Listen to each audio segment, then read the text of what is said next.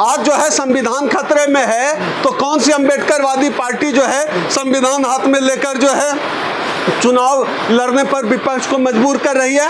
आज बाबा साहब डॉक्टर अंबेडकर हम सबको क्या दे गए? वोट देने का अधिकार। ईवीएम आ गया, वोट खतरे में है, वोट की चोरी हो रही है, साबित हो गई। ईवीएम की सत्ता दल का अनुराग ठाकुर तक कह दिया कि वोटों की चोरी हो रही है। कहाँ गए वो अम्बेडकरवादी लोग? अगर राशन में हमको आरक्षण मिलता है तो हम कांग्रेस के साथ खड़े हैं। अगर इस देश में तमाम प्राइवेट कंपनियों का सरकारीकरण फिर से होता है, हमारे लिए नौकरियों के अवसर खुलते हैं, तो हम कांग्रेस के साथ खड़े। बाबा साहब ने क्या कहा था कि संविधान को गर्त में डाल दो। बाबा साहब ने क्या कहा था कि जब संविधान खत्म होने लगे, जो लोग चुप है उसके पीछे खड़े हो जाओ। नौकरी खत्म हो रही है, क्यों नहीं बहन मायावती जी सड़क पे उतर रही है? हम तो उनको आदर्श मानते हैं, हमारे समाज की बड़ी नेता है, लेकिन समाज को उनसे उम्मीदें भी हैं। आपको देना पड़ेगा। कांग्रेस पार्टी लगातार संविधान की बात कर रही है, संविधान के रक्षा की बात कर रही है, लोकतंत्र की बात कर रही है। कहां जाएंगे? जहां संविधान बचेगा, जहां लोकतंत्र बचेगा, वहां जाएंगे।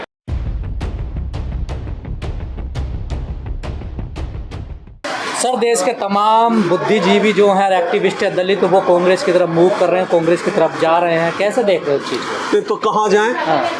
जो हम लोग रोज बात करते हैं भारत के संविधान की, आज जब संविधान लगभग खत्म हो चला है और जिनको तथाकथित रूप से बहुजनों का जो है राजनीतिक दल हम लोगों ने बनाया, वो जो है गलबहियां करने पे उनके साथ बिजी है जो कि संविधान को खत्म कर रहा है। और दूसरी तरफ जो है कांग्रेस पार्टी लगातार संविधान की बात कर रही है, संविधान के रक्षा की बात कर रही है, लोकतंत्र की बात कर रही है। कहां जाएंगे?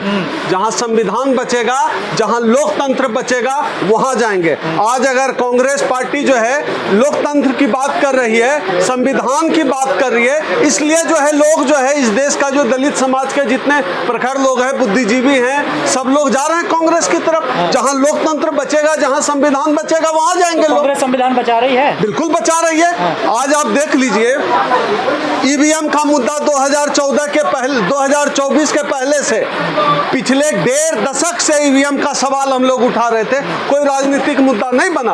2024 के चुनाव में राहुल गांधी ने ईवीएम पर बात की, ईवीएम के बेईमानी पर बात की, तो ईवीएम पर चुनाव हो गया, ईवीएम का मुद्दा राजनीतिक मुद्दा बन गया। संविधान खतरे में है, संविधान खतरे में है। 1.5 दशक से हम लोग बोल बोल के मरे जा रहे हैं, कहीं कोई सुनवाई नहीं, कहीं उस पर कोई बात नहीं, कोई राजनीतिक चर्चा नहीं। और आप देख लीजिए उसी संविधान को इसी कांग्रेस पार्टी ने संसद में न केवल संसद में लहराया, बल्कि चुनावी रैली में घुमाकर लोगों को चेता दिया। और अगर उस कांग्रेस पार्टी ने, जिसको आज लोग तथाकथित रूप से जो खुद को बाबा साहब की वारिस वाले बताते हैं ना, अगर उसी कांग्रेस पार्टी ने उस संविधान की राजनीति नहीं की होती, संविधान पर बात नहीं की होती, आज संविधान पूरी तरह से नेस्तनाबूद हो गया रहता और देश में मनुस्मृति लागू कर दिया गया रहता। तो बाबा साहब की बातें भूल गए, बाबा साहब को भुला दिया आप लोगों ने। कौन सी बात भुला गए? बाबा साहब ने क्या बाबा साहब ने क्या कहा था कि संविधान को गर्त में डाल दो। बाबा साहब ने क्या कहा था कि जब संविधान खत्म होने लगे, जो लोग चुप है उसके पीछे खड़े हो जाओ। या बाबा साहब ने कहा था कि मैं जो कारवां छोड़कर जा रहा हूं, अगर आगे न बढ़ा सको तो रुकने मत देना। तो हम कम से कम कांग्रेस पार्टी, आज आप देख लीजिए, कांग्रेस पार्टी संविधान के पक्ष में खड़ी है, लोकतंत्र के पक्ष में खड़ी है, और लोकतंत्र में हम सबको जो हासिल हुआ है वोट देने का अधिकार, आज उसके खिलाफ सबसे बड़ी आवाज अगर कोई है कांग्रेस पार्टी तो आपके विचार मिल गए कांग्रेस से? नहीं, विचार मैं संविधान की बात जो करे, लोकतंत्र की रक्षा जो करे, हम उसके साथ खड़े। हम इस देश की आबादी में हम कहते हैं कि मुसलमान अल्पसंख्यक है, मुसलमान सिर्फ अल्पसंख्यक हैं, इस देश का दलित समाज अल्पसंख्यक नहीं है। हम क्या कर सकते हैं? सत्ता में आ जाएंगे क्या? हम बार्गेन करते हैं, बाबा साहब ने भी बार्गेन किया, हम भी बार्गेन करते हैं। तो तमाम राजनीतिक दलों पर हम प्रेशर ग्रुप के तरह काम करते हैं, हम बार्गेन करते हैं। और अगर कांग्रेस सरकारी नौकरी देती है, अगर इंदिरा गांधी बैंकों को और वहाँ SC ST OBC समाज के लोगों को सरकारी नौकरी मिलती है, हमारी जिंदगी बदलती है, तो हम कांग्रेस के पक्ष में गांधी जी तो आपको अगर राशन की राशन में हमको आरक्षण मिलता है तो हम कांग्रेस के साथ खड़े हैं।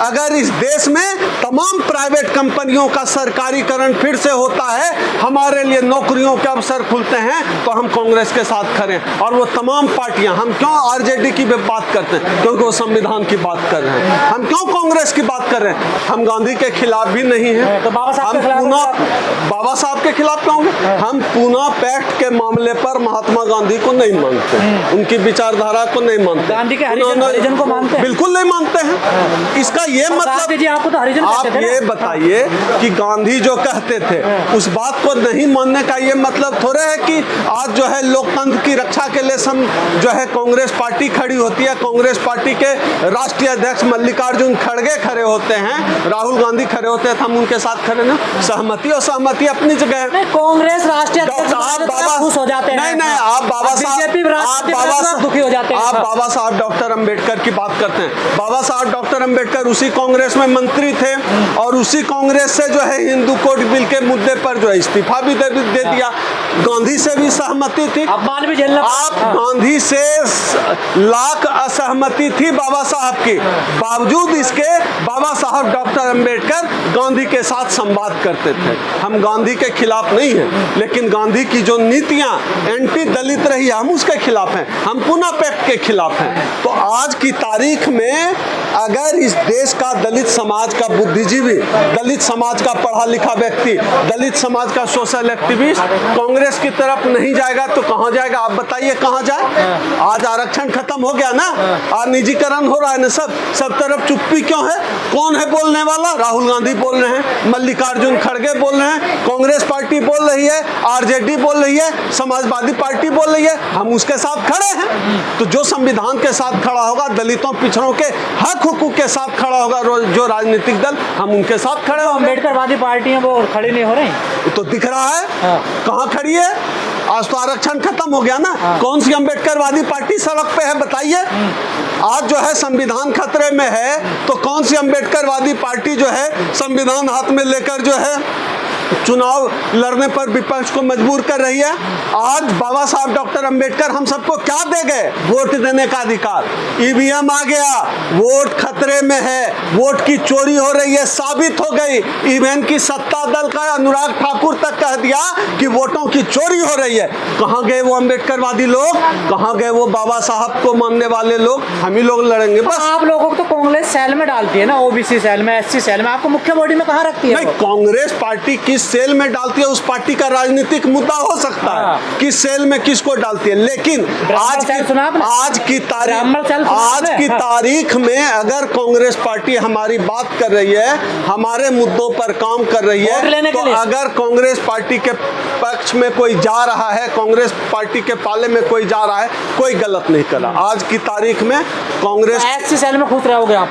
नहीं, जिनको ये सेल का मसला है, जिनको जिस सेल में डाले उस पार्टी का राजनीति है अपना, उस पार्टी का संगठन का ढांचा है। नहीं, इस सवाल का जवाब तो आप पूछे मल्लिकार्जुन खड़गे से, और मुझे लगता है कि मल्लिकार्जुन खड़गे कांग्रेस में दड़ी नहीं बिछा रहे। मुझे तो यही लगता है, पता नहीं आप लोगों को क्या लगता है। तो यह सवाल मल्लिकार्जुन खड़गे से पूछा जाना चाहिए। लेकिन मुझे लगता है कि आज की तारीख में भारतीय राजनीति में अगर कोई राजनीतिक दल संविधान की बात कर रहा है, लोकतंत्र की बात कर रहा है, वोटों के रक्षा की बात कर रहा है, EVM के खिलाफ बात कर रहा है, सरकारी नौकरी की बात कर रहा है, वो कांग्रेस पार्टी करे। बहुजन समाज पार्टी है ना, समाज की पार्टी, क्यों नहीं बात कर रही है संविधान की? नौकरी खत्म हो रही है, क्यों नहीं बहन मायावती जी सड़क पे उतर रही है? हम तो उनको आदर्श मानते हैं, हमारे समाज की बड़ी नेता है, लेकिन समाज को उनसे उम्मीदें भी हैं। आपको देना पड़ेगा। इस समाज जो है आज जो है, इस समाज जो है जिस तरह से बिना माँ बाप का समाज हो चुका है, और अगर कोई बात कर रहा है तो क्यों नहीं उसके पक्ष में जाएगा?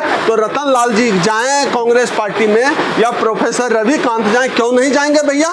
सबसे बेहतर विकल्प आज की तारीख में, आप उनसे बेहतर विकल्प बन के दिखाइए। आप भी जाओगे? मुझे जो बेहतर लगेगा, जब मुझे सीधी राजनीति में जाना होगा, मुझे जो बेहतर लगेगा मैं वही कदम उठाऊंगा। लेकिन एक आखिरी सवाल ये है, इन पार्टियों में ये सेल की होते हैं, SC ST OBC सेल, लेकिन इनमें ब्राह्मण सेल क्यों नहीं होता ये बताओ। ये आपकी यह जो मांग है कि पार्टियों में ब्राह्मण सेल होना चाहिए, मैं भी इस मांग के साथ खड़ा हूं और तमाम राजनीतिक दलों से आपके चैनल के माध्यम से मैं अपील करता हूं, जैसे आपने एससी सेल, ओबीसी और माइनॉरिटी सेल बनाया है, ब्राह्मण सेल भी बनाइए। सर एक सवाल है, एससी एसटी वर्गीकरण पर जो आंदोलन हुआ उस पर कांग्रेस का रुख नरम क्यों?